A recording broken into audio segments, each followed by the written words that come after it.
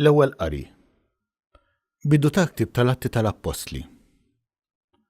Fl-ewwel rakkont tiegħi, Teofilu, tkellimt fuq dak kollu li Ġesu kien għamel u għallem minn mindu beda sal-jum li fih kien meħud fis-sema, wara li permezz tal-Ispiritu Santu ta' l-ordnijiet tiegħu lill-Apostli li hu kien għażel. Wara l-passjoni tiegħu derilhom u tom ħafna provi li hu ħaj. Ferbejn jum rawh kemm il-darba u kellimhom fuq il-ħwejjeġ tas-saltna ta' Alla. Meta kien għadu magħhom, ordnalhom biex ma jitilqux minn Ġerusalemm, imma joqgħodu jistennew sa ma sseħħ il-weda tal-missier li fuqha għalilhom smajtu x'kont qedtilkom. Ġwanni għammed bl-ilma, immintom fi ftit jiem oħra titgħamdu bl-Ispiritu Santu.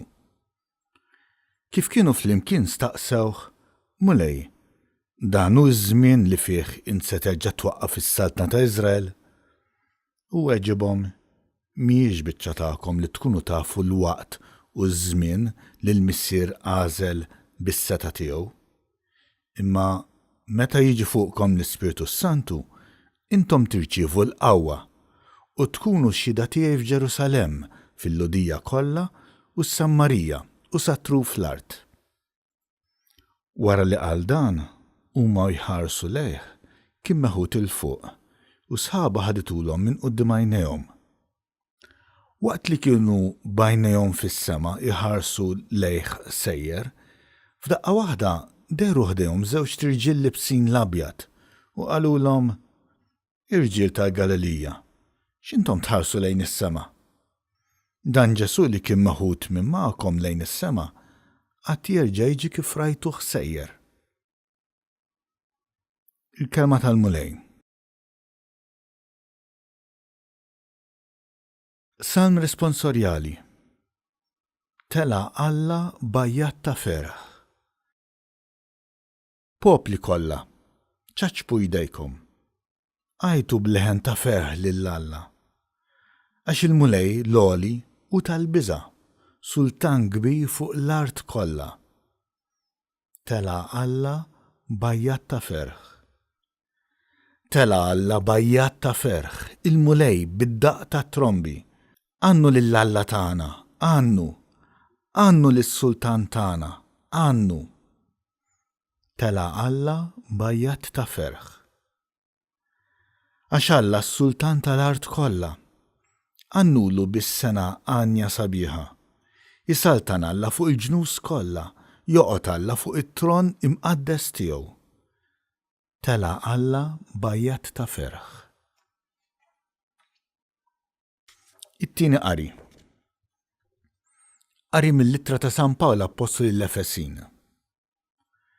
Ħuti, inħeġġitkom jien il-proġinier tal-mulej biex timxu sewwa skont is-sejħa li biha kontum sejħin, billi bl-umiltà kollha, bil-ħlewwa u bis-sabar, taħmlu u tħobbu lil xulxin.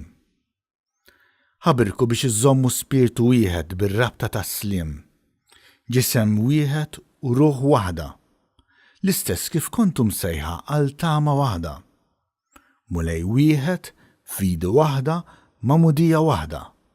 Alla wieħed u missier ta' kulħadd, li hu fuq kulħadd, b'kulħadd u f'kulħadd. Lil kull wieħed minna Alla tagħna l-grazzja skont il-qies tad-don ta' Kristu.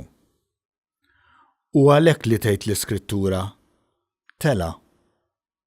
Xi fisser dan? Għajr li hu niżel ukoll fl-inħaw l-aktar t'isfel tal-art.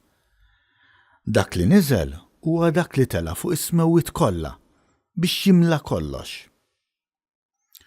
Huwa dak li ta' lil xi wħud li jkunu apostli, lil xi wħud profeti, lil xi wħud evanġelisti, lil xi wħud raja u malmin.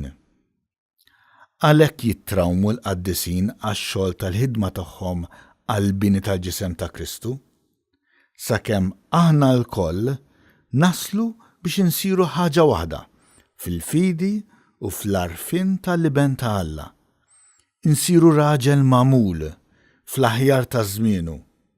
U hekk isseħħ il-milja ta' Kristu.